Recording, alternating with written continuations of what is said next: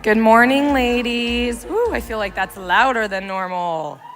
So, everyone can stay where they're at. I'm just gonna run through a couple things, but the start of today is shopping.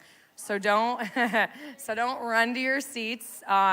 Just be where you are. But let's see. Oh, I went too far. Nope, I didn't. We're good. Okay, so a couple of announcements are yes, so we have our next child dedication is coming up in a month, April 30th.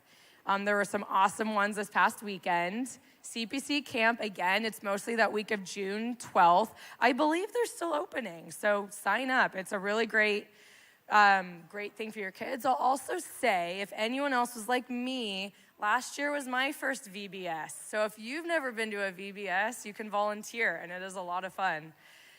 Play date. So Friday, 2 days from now, we're having another awesome play date, and there's going to be a special coffee company making delicious lattes, cappuccinos, whatever it may be.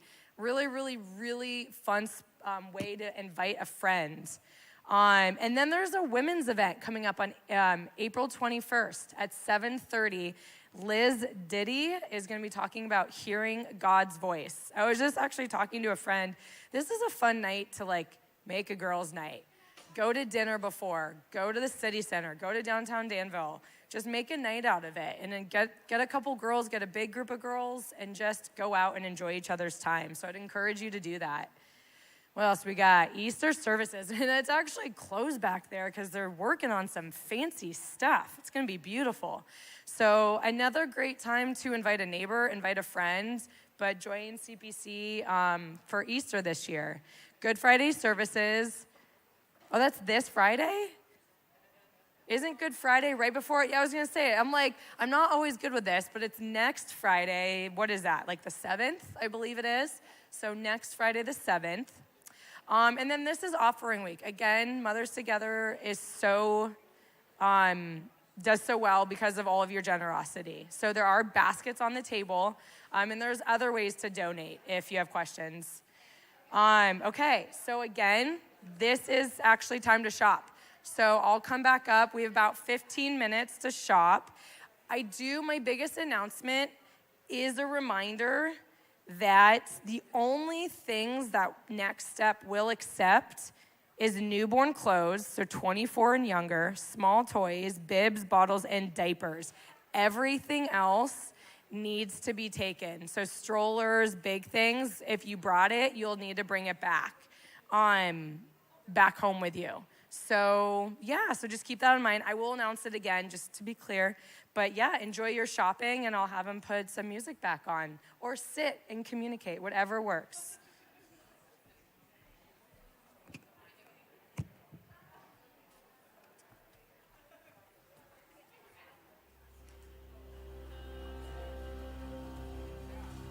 Come on, let's clap those hands.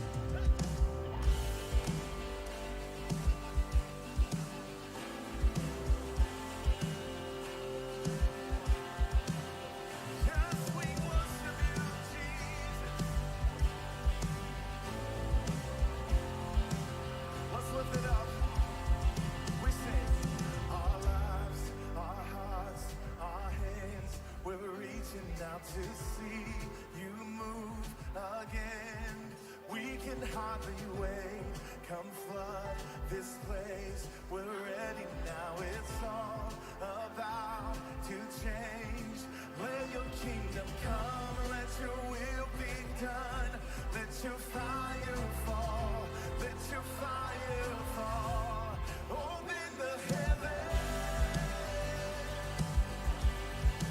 Pour your spirit out on us. Unleash your presence.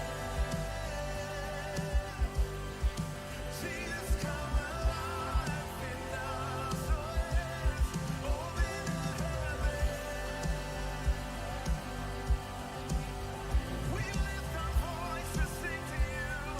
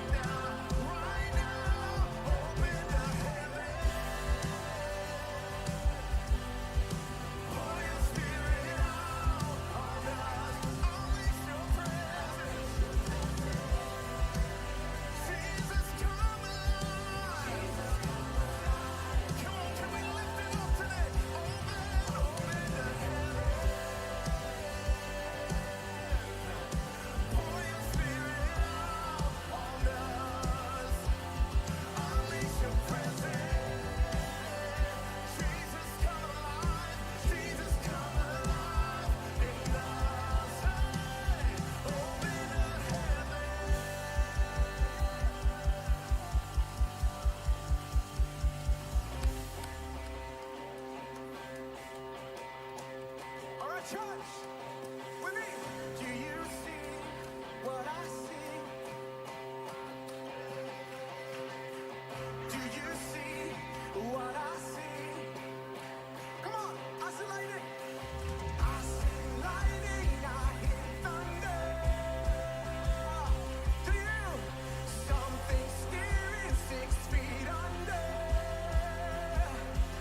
Oh, oh, death things coming back to life again.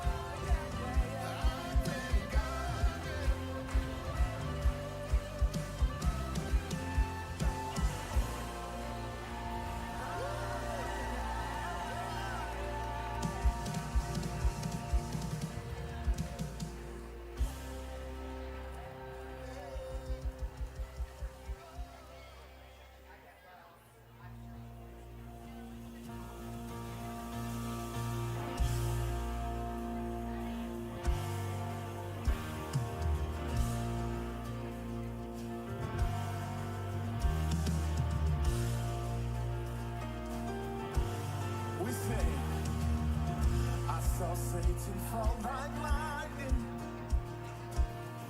I saw darkness run for cover,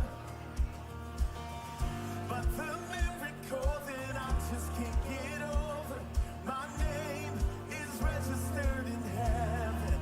I believe in signs, I believe in signs and wonders. Oh yes I do. I have resurrection power. Still the miracle that I just can't get over. My name is registered in heaven. My praise belongs to you forever. Come on, can we testify today? This is my testimony from death to life. 'Cause grace rewrote my story. I'll testify by Jesus Christ the righteous. I'm justified. This is my testimony. All right, ladies. Well, I hope you had fun shopping. I know I see a couple full grocery bags, and I love it. It's always fun to shop, especially with friends, right? I just realized I didn't pray earlier. So let's open in prayer, and then I get to introduce our speaker. Dear Lord, thank you for your love for us. Thank you for finding your way into our hearts and just putting it on our hearts to be here, to be a part of Mothers Together. Your love for us and your love for this ministry just means the world. Thank you for everything that happened this morning, for the ladies, for the organizations that made something like this happen. It is so important to serve our community and to serve you, and we get to do that through serving our community. So thank you for this opportunity.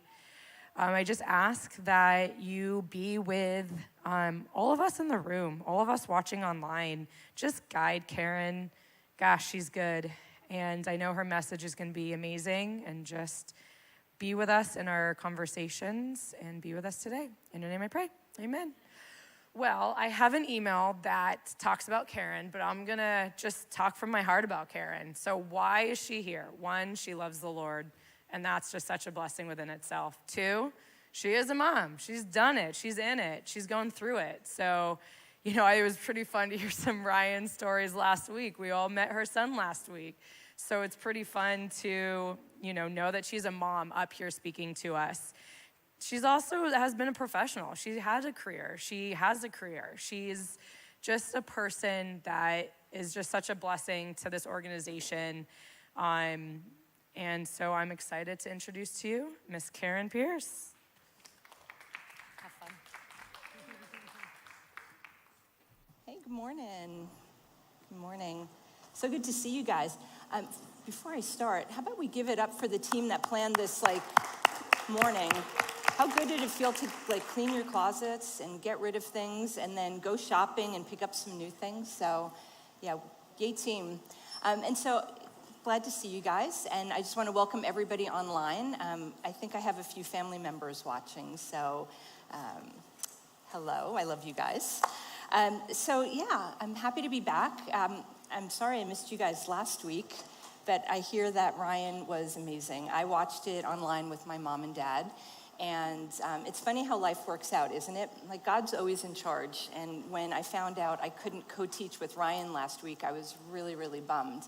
And then Liana reached out and said, hey, any chance you can teach the following week? We have an opening. And I jumped on it because I have this message that I've been wanting to share with you guys for a while. And it's just the perfect time. So taking charge of our life. Isn't that what we all want?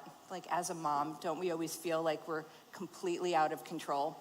Do you ever feel like your days are spent running from one situation to another? You fix one thing, and then another thing pops up. So let's jump ahead. So we're talking about taking charge of your life, and whose lives feel like this sometimes? Yeah, right? You take care of one thing with your kid, and then something else pops up. Or you clean one hot spot in your house, and 5 minutes later it's a mess. Or maybe this resonates.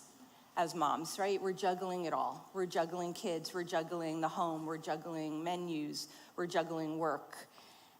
It's hard to feel like you're accomplishing anything meaningful when you're living like that, right? And it's exhausting. And that was me for a long time, and I know, because I'm friends with a lot of people your age. My kids are your age. This is the life. And so I'm here today to teach you one really important question that could be a game changer. And so the cool thing is, I'm stepping out of my Bible teacher role today, and I'm putting on my life coach hat. And I'm going to teach you this one profound question that was a game changer for me, and it really helped me take control of my days and build a life I love.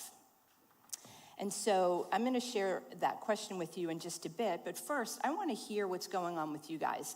So if you don't mind shouting out, if you think about the last 24 hours, where did you feel most out of control, or where you're just putting out fires or juggling? So what are some areas that are just crazy for you right now? Oh, you don't have to raise your hand, just shout it out. I would say in the morning, just going out. Yeah, getting out of the house in the morning. Anybody else? Dealing with aging parents. Aging parents. Hi, Mom and Dad, I love you, but I know. My parents are watching right now, and it's a thing. They don't like it, and it's hard for us, but it's a thing, and that's how God designed families. Anything else? Homework. Oh, homework. Yeah. Well, here's a list that I came up with. So I sat down and really thought about over my vast number of years of parenting. These are some of the things that were problems, thankfully not all at the same time. Kids' behavior and discipline.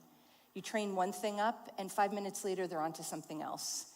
Getting your home organized, getting out of the house in the morning, meal planning. It's 5 o'clock. Uh-oh, what are we eating? You come to church, and you think, gosh, I want my kids to have a strong faith. It's on your shoulders, right? Personal spiritual growth, your marriage, friendships. If you were here to hear Ryan's teaching on Anam Cara, who doesn't want that? We have things just piling on, our health, our finances, personal development, self-care. It seems like the list could go on and on and on. And we're going to talk about not each of these individually, but I'm going to give you one question that can be used in any situation. But first, a little bit about me. All right, so this is Bill and I, and we've been married 34 years this August, and we have had ups and downs like every marriage, but through it all, we've managed to be united in our faith, and we're best friends. And so this picture here was taken last week. When I missed being with you, I was with my mom and dad, but right prior to that, we were in Manhattan for St. Patrick's Day.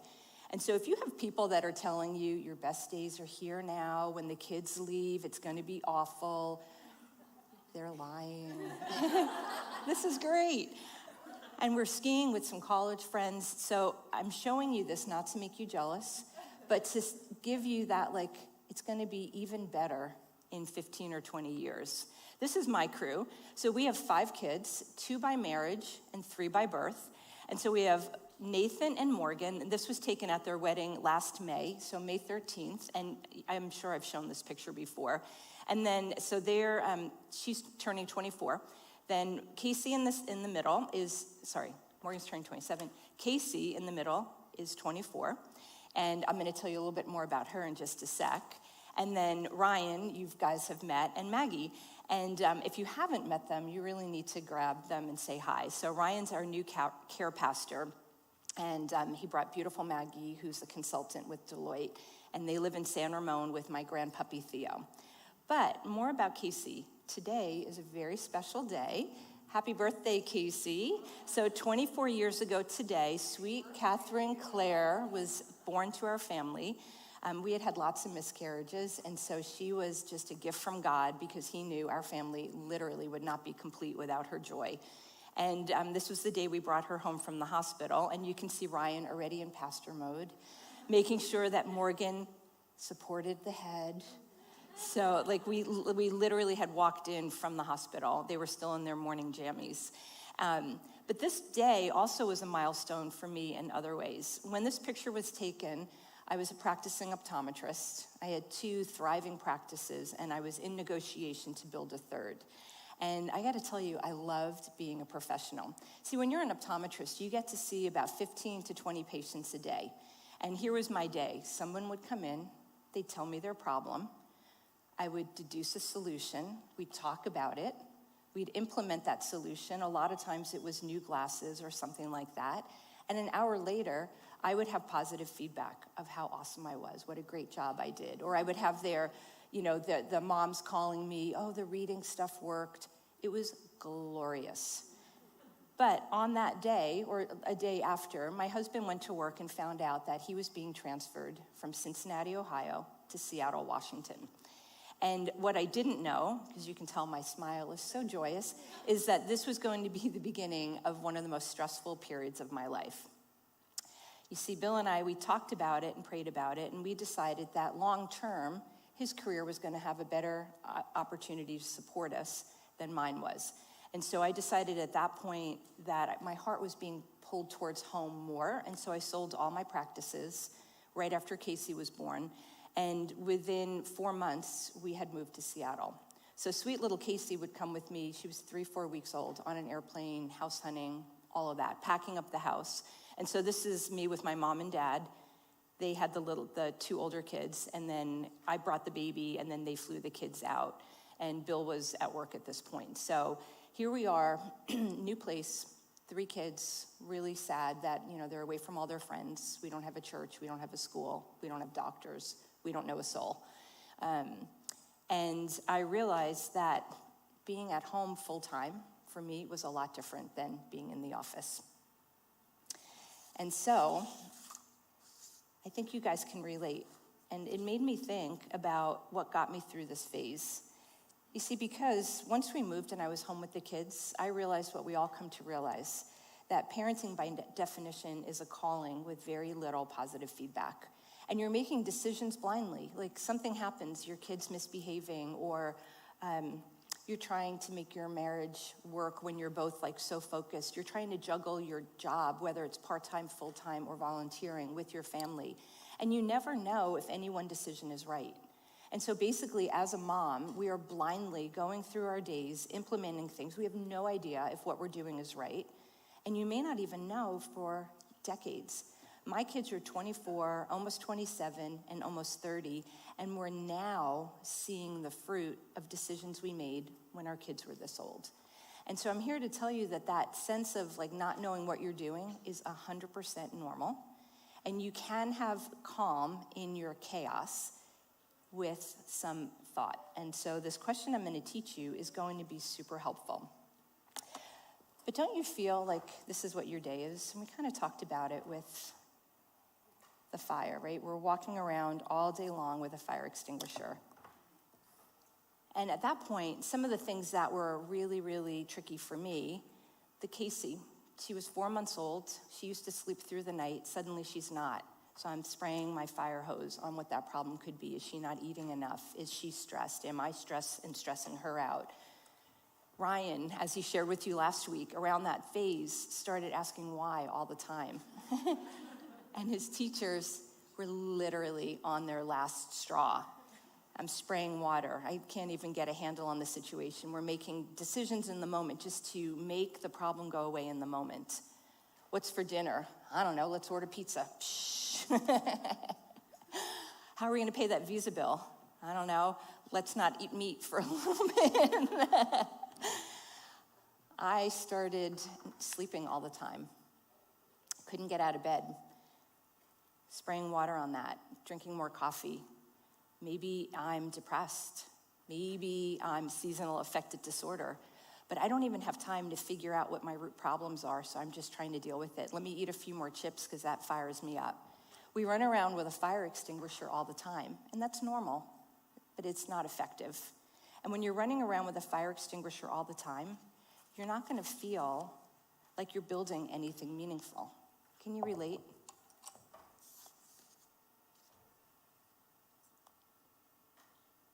And I say you can build something meaningful, but we don't feel like we can, right? We're just feeling like we're blindly going through our day.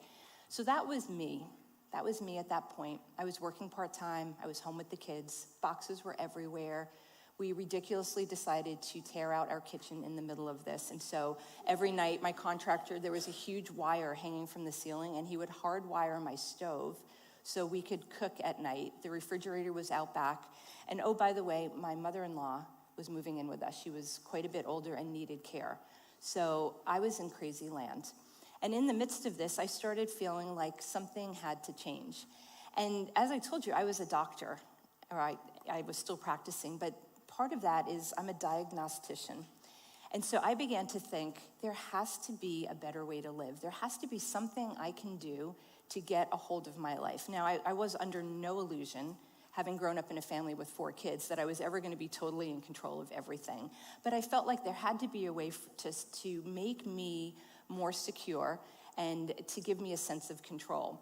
And so for me, when I'm trying to process a big problem, I've learned to pray about it. And in the past, I would go and try to research, but over the years, I realized that my wisdom, compared to what God can share with me, it's just night and day. Because God knows me, He knows my situation, He knows my future. And so I began to pray in that moment, like, okay, God, help me. And His answer came in a very surprising way. One day I was opening boxes. The kids were, I don't know where they were, but I had a few minutes to open some boxes, and one was a box of books. And I pulled out this book, and it's an old school book, but if you were a child of the 80s, this was the book you often got at graduation to help you adult. And so I had that, and then when I was building my practice, I actually used a lot of the tenets from this book. And so I had a moment, because I really didn't want to be unpacking, I wanted to be vegging out, and so I grabbed the book and I was flipping through it. And I'm a highlighter, and the whole first chapter on personal responsibility was completely highlighted. So I'm just flipping through it. And I come across 2 words that like jump off the page. Have you ever had that happen? Like it just jumped off the page. And into my mind pops this question that I realized later was a gift from God. And this was the question. In this situation, am I being reactive or proactive? Now, it may seem so simple, but 9 times out of 10, we're in react mode, and we're not being proactive. And so I began to think about this. I began to wonder, could this help me as I'm going through my day? And I wasn't like, I'm going to solve my life with this question. But what it did is it made me look at everything I was doing and go, in this moment, am I actually just reacting to stimuli, or am I being proactive, trying to build something? And so I'm going to move into coach mode and help us unpack this. And then you guys are actually going to get a chance to wrestle with this question in your group time. But before we get started, I want you to take 1 second and think about, where are you in crazy land in your life? And then think about this question, and if something comes up for you, just make a note, and you're going to use it later. But the first thing we need to do is define. So what is reactive? Now, intuitively, you're going to know a lot of these, but we're going to go over it anyway. Someone who's reactive, we tend to be symptom focused. It would be like the patient who comes in to see me, I have headaches. Well, the easy thing would be to say, go take some Advil. But that may not be why you have that headache. So someone who's symptom focused would just take Advil and just go on to the next thing. We wait for problems to pop up to address things, and we kind of live in a state of damage control. We run from one hot spot to another frantically. It's like you're firefighters, right? And that's why I brought the fire extinguisher. If you're a gardener, it's somebody who's weeding. You're just running out in your garden and picking weeds, but that's all you do. We react more with a short-term, quick fix mentality. It's my child is acting up in the grocery store like they always do because they want me to buy them candy, and I just give them a phone to keep them quiet. Now, I'm not saying that to shame you or blame you, but if you think about it, that's a quick fix, because the real problem is they want what their eyes want and they're acting inappropriately. But we're exhausted, and so we're just trying to make it go away. We're managing our life to maintain comfort, convenience, or an illusion of control. And when life gets crazy, we feel distracted, we feel unfocused, we become overwhelmed. We may even feel like we're a victim. And we're going to talk about this because there's actually a biological reason for this. Now, for the person who's proactive, and some of this is temperamental, some of you may be proactive by nature, some people are reactive by nature, but this is something that you can learn, because I've actually taught coaching clients this. And usually the people who pay to see me are not proactive by nature. They're reactive and they hate their life and they want to do better. And so we work through some of these things. And so a proactive person, they're more goal-oriented. They know where they're heading. They tend to anticipate potential problems and they use their time and energy to implement a plan before trouble starts. My kid drives me bananas in the grocery store. I know that they're gonna cry and ask, and so we're gonna say, if you behave yourself in the grocery store and don't throw a fit, then we'll do this. Or you're gonna have some things to distract them, like a toy or a book or something. Or maybe you make sure you only go shopping when they're not, tired or cranky. There's a million ways, but you think ahead about what you know is gonna happen. Proactive people are builders. They strap on a tool belt.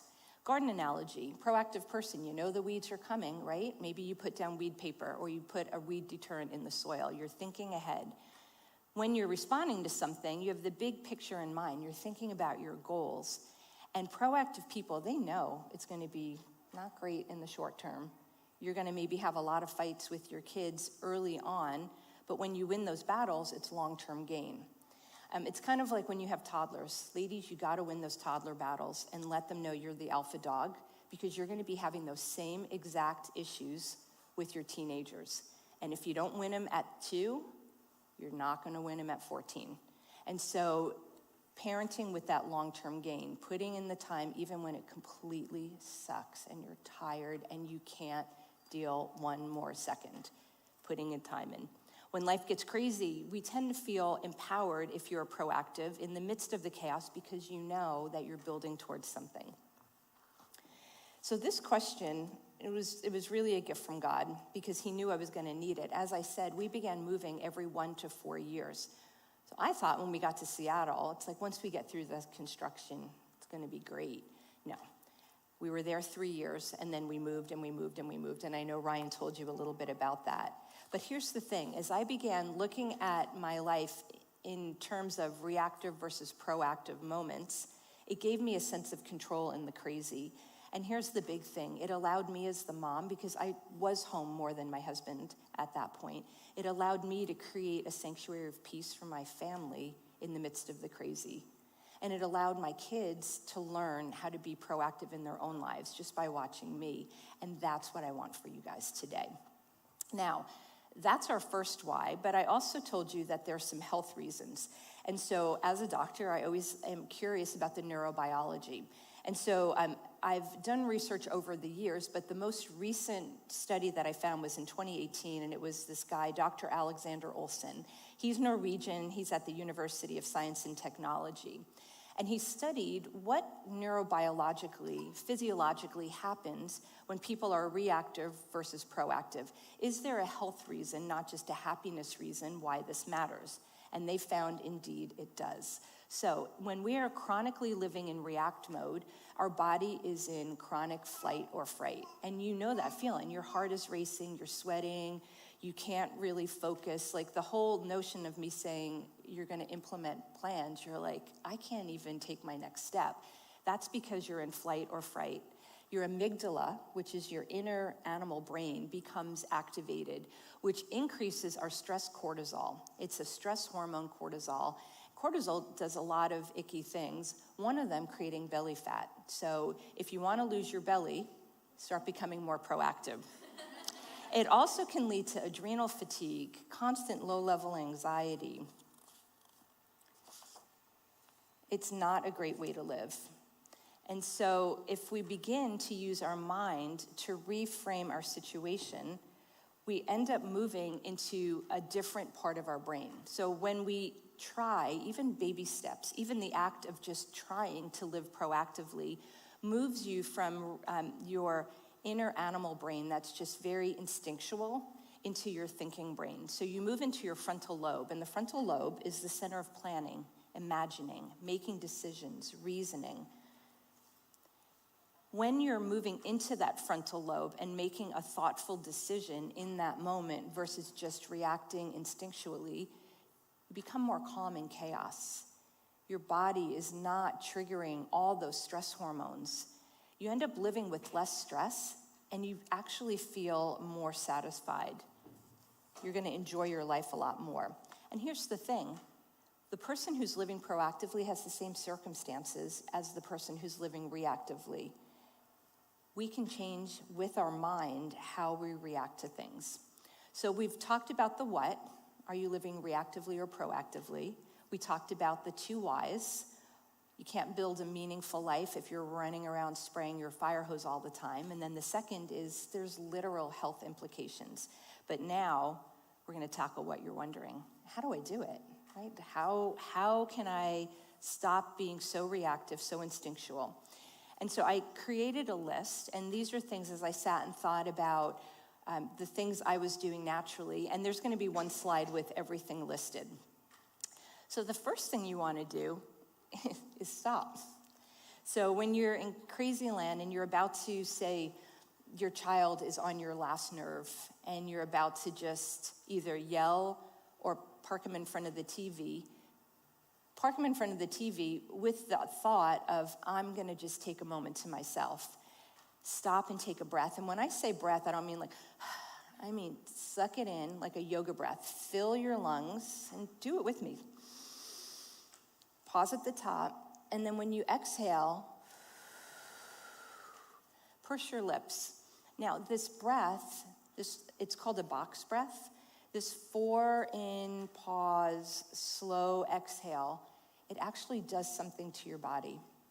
When we blow out like that, and when we're inhaling slow, we trigger our vagus nerve.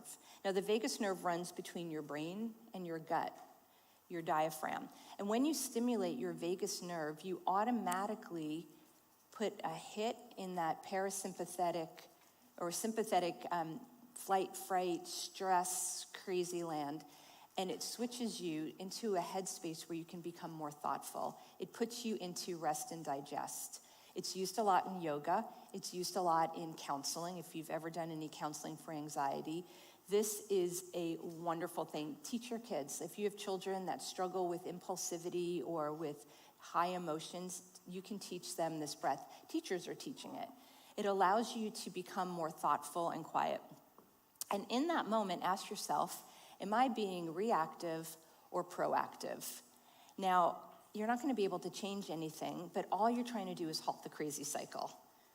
You're going to halt that crazy cycle and take a moment to be reflective. Am I being reactive or proactive? And here's the kicker, and this is not going to happen overnight, okay? This takes thought.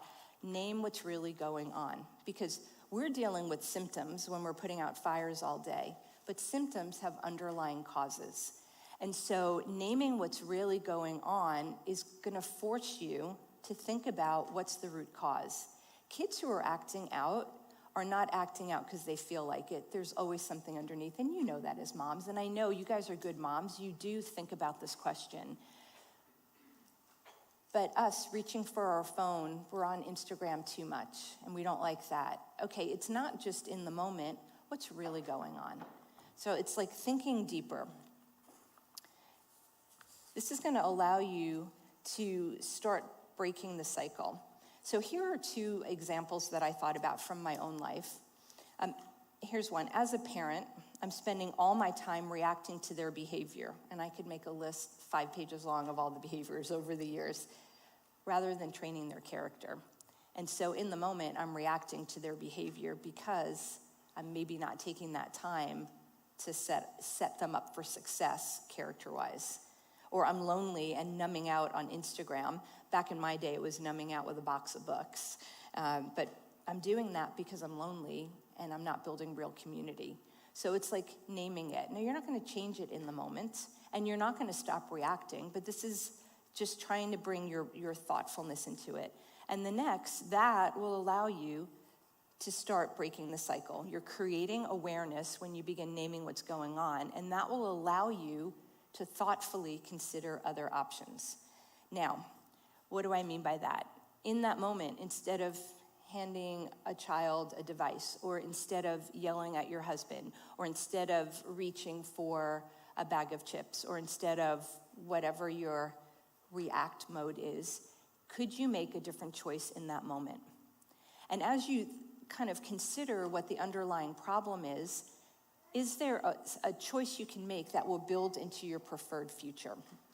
So if your preferred future is children that obey you, which sounds like a fantasy, but actually you can train your children to obey, is there something you can do in that moment that will incent them towards obedience or train them towards obedience? So it's thinking about that. These are really hard, all right? And just having them as bullet point makes them seem like, oh, you just name what's going on and then you choose a different path. You're gonna get it wrong 99 times out of 100, but then once you're gonna get it right, and then you're gonna build on that, and you're gonna build on that. So we do have some resources, especially in the parenting vein. So if any of you were here at the beginning of the year, Vanessa Lapisi did an incredible teaching on communication in families. But the thing, I don't remember the whole beginning of her teaching because the ending blew my hair back. She talked about coming alongside your kids in discipline, and it's 100% example of proactive parenting. So you can go back on YouTube, you can pull it up and listen to it. If you want to become more of a student of your child, because each of our kids not only has different behavior issues and different ways that they manifest their personality, but they require different parenting. And so I did a teaching, I think it was last January. I meant to look it up and I ran out of time, but the teaching was how to be a student of your child. And in that teaching, I gave lots of resources and some quizzes and things like that. Hey, Rye, how are ya? And so you can go back and listen to that if you want. So there are resources out there. So the next is invest in the process. So as you can tell, this is not something that's going to happen overnight. It's going to take some time. And you don't want to go through it alone. And so I would suggest bringing your partner in or a best friend or your mom. It may be that you and your husband take the next couple of nights and you don't watch TV, and maybe you talk about, hey, I want to get a handle on how we're parenting the kids. Let's figure out, what's the hot spot we're dealing with, what's the root cause, how can we do better? It might mean that you are going to trade childcare with a friend, and you're going to take yourself out on the Iron Horse Trail or up into the hills for a hike, and you're just going to put your thinking cap on and think and pray and brainstorm. You have to invest in that process. And when you do it with your partner, it becomes fun. When you invite your mom in or a mentor mom, somebody, especially outside of your crazy, will have different eyes. And in fact, I'm going to tell you about this later, but I'm going to be giving away a coaching session for one of you guys, because sometimes talking to someone outside of your life will help you identify the root cause and maybe some clever ways to not react, but to be proactive. And then start small. So this is where I can tell by your faces, some of you are like, oh, crud. Like, I have 100 things I need to do. You choose one thing. You choose one thing, you start small, be patient. Like I said, 99 out of 100, you're going to be in react mode. If tomorrow you make one proactive decision, or even tomorrow, if you catch yourself in the moment and go, wow, I just was really reactive there, that's a win, right? That's a win. So you need to be gracious to yourself, celebrate the wins, be super patient. And so here's the thing, change is hard. And here's the other uncomfortable truth. Our reactivity, it works for us. That's why we're doing it. It works in the short term because it's easier to hand a child a device. It's easier to numb out than it is to deal. And so when you're proactively playing the long game, it's going to require focus and discipline. And in the moment, winning those battles in the moment feels so much harder. But like I said, parenting those toddlers, win those hard battles because you're going to be glad you did in another 10 years. But you want to go slow. And so how do you know what to do? So here's my advice as a coach. Think about your day, and if most of your issues stem from your kids acting out, or disorganization in your home, or your energy level, think about where the biggest issues are falling, and then choose one thing, the thing you seem to be dealing with a lot, and maybe make one choice in that area. And so for me, my personal example for this is back in that time in Seattle when our house was crazy land, everything was a mess. I began to realize that for me, I know that outer order breeds inner calm. So when my life around me is a mess, I can't even go there mentally. Like I can't get the bandwidth to create that headspace to make one good decision, let alone several in one day. And so I realized that I needed to get my act together in my home. And so I did two simple things, right? I didn't transform. I mean, my house was under construction. But I realized that for me, having a schedule, I'm a 2 on the Enneagram, but I also am a perfectionist a little bit. And so for me, having a schedule is super calming. And so I made a very simple housekeeping schedule where certain days of the week I would have a chore, and it was like doable, like empty the dishwasher, or like we weren't changing sheets every week in those days. Like I just like a lot of stuff. Sorry, Mom, I didn't do it. I let it all go, and I just did one thing. I made sure like the laundry was done, on this day or that day. And then the other thing that I did was to set out a really simple meal schedule. And this was our meal schedule. I had 5 meals that were super easy that I knew even the kids would eat. And we literally ate the same 5 meals like every week. So Monday was chicken night, Tuesday was soup and grilled cheese, Wednesday was whatever, crock pot. And I would tweak it a little bit, but I just thought, you know what? I need to take those decisions off my day. So I wasn't waking up in the morning, oh, what are we having for dinner? I knew if it was Monday, it was chicken. And I already had the chicken because I went grocery shopping. I also knew that if it was Monday, even if the floors needed mopping, that's going to happen on Thursday. And so I let a lot of that stuff go because I knew I was in crazy land. And the fact is, when you have kids under the age of 8, like, you're not going to have a Pinterest-worthy house. You're just not. I mean, life is chaos. You're trying to get out of the house in the morning and not leave one of them behind. And so a lot of grace. But also, like, figuring out where do you want to implement that one thing. And yours may be different. All right, moving on. Friends, get in community. You can't do this alone. Bring in your partner. Bring in your mom. Ask a mentor mom, somebody who can help you. I mean, look around your table. You're with like-minded people right now. And so in your group time, you're going to have a chance to talk about this. And maybe there's 2 of you that are dealing with the same thing. Get together, talk, encourage each other. You may have insight on somebody else's life that they can't have. Like, do you ever have somebody around the table, they're talking about something and you're like, oh, I know exactly what she should do.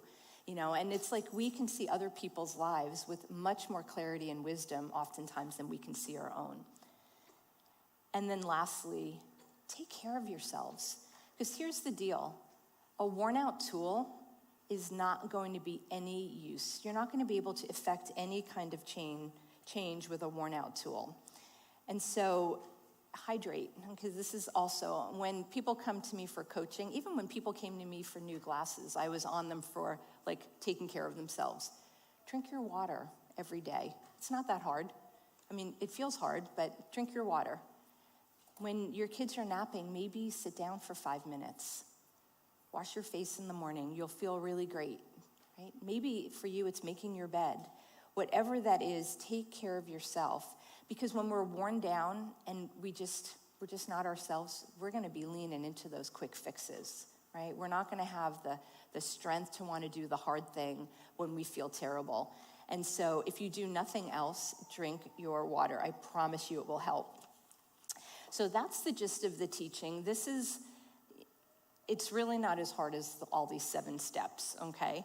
But I'm going to be giving away a free coaching. And so at the end, if this is something that you feel like you have a problem that you want to talk through, so anything that we talked about today, I am happy to coach. There are little slips of paper on your table that you can write your name on.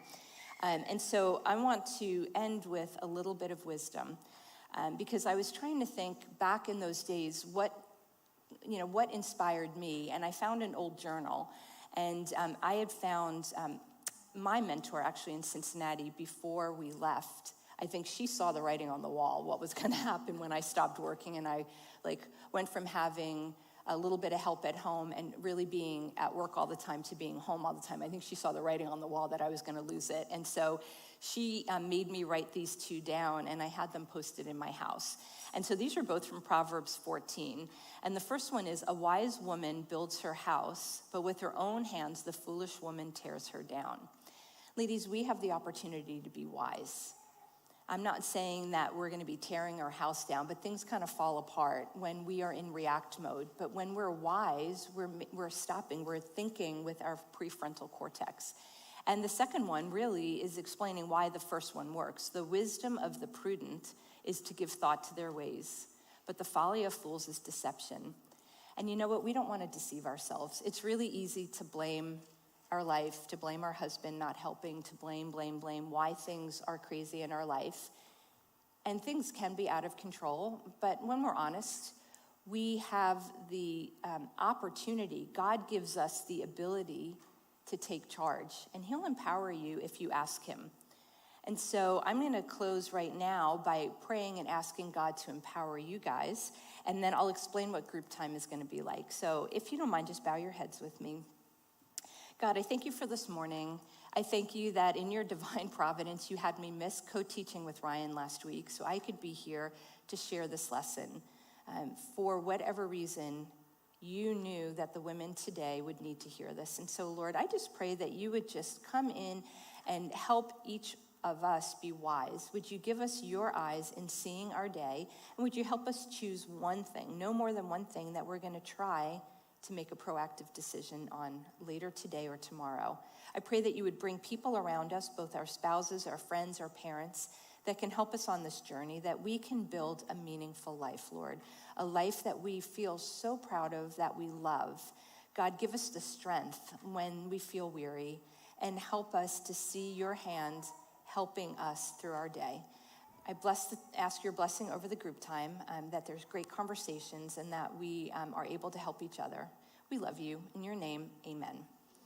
All right, friends, so if you want that coaching session, write your name on a little slip of paper. A basket's going to go around. Unfortunately, I'm on a plane in a couple of hours. I'm going down to help Morgan and Nathan move, so I won't be here to personally give you the certificate, but it has my phone number, so you can text me.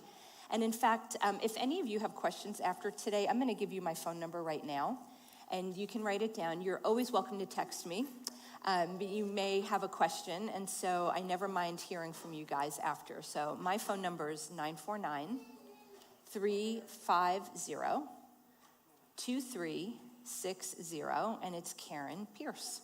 So keep me posted if you have questions or if you want to share a win.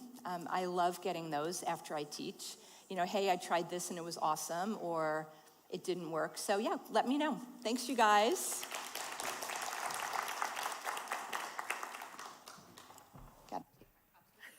I can help you out.